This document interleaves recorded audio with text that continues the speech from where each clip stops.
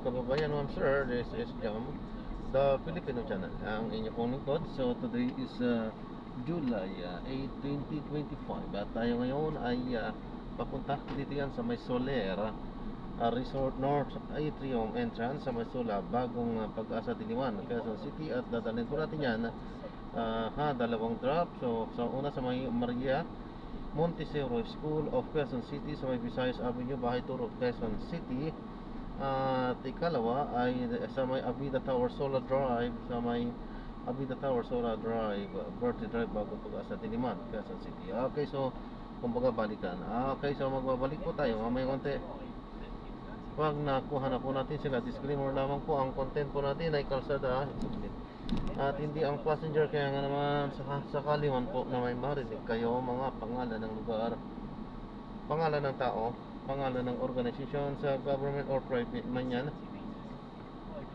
ay wala pong kinalaman ng channel nito at wala pong pinapatungkulan. Lahat po ng pinag-uusapan dito ay pawang dito lamang po yan sa loob at wala pong pinapatungkulan sa labas.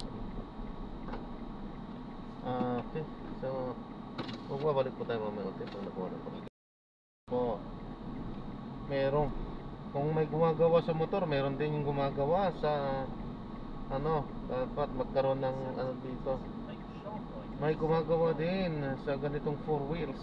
So may nagsasabay ng booking, pinagsasabay din ang iba. So sino yung, siyempre mas mura yung isa. Kung nauna tayong dumating pero inantay pa rin yung isa, ayun, parang siya na yung nakita nating sumakay kanina. Ay nako,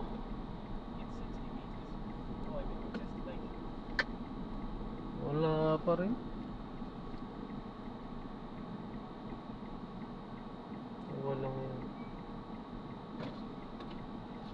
Wala pa rin, hindi niya sinasagot tawag ko. Parang sinabay niya yung pagbubuk sa in-drive. May nakita kong sumakay doon, baka in-drive. Iba sa iba sumakay? Sa iba yata. Parang Sir Ram na. Parang kasi ito nyo, parang sumakay na doon, oh. Sa kabila nakita ako. Dapat na ano yan, sinasabay nila yun. Sige po, thank you. Kanan po.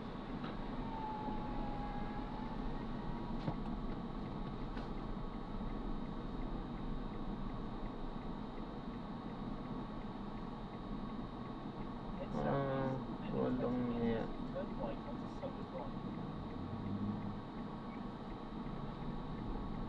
Ang klaseng ano to. Ay,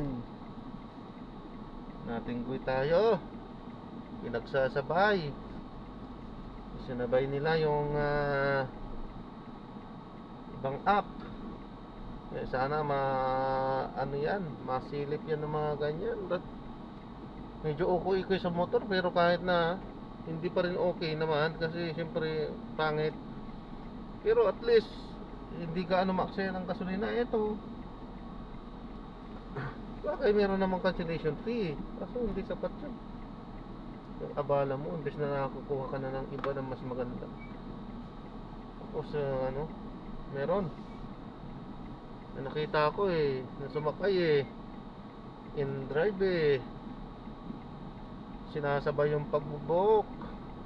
Parang ginagawa na yan parang sa motor din. Kasi dati may mga na-experience na rin akong kanyan.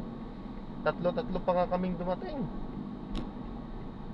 Joyride, Move It, tapos Angkas. Ang pinili yung Move It. Ako yung unang dumating din. Ay nako,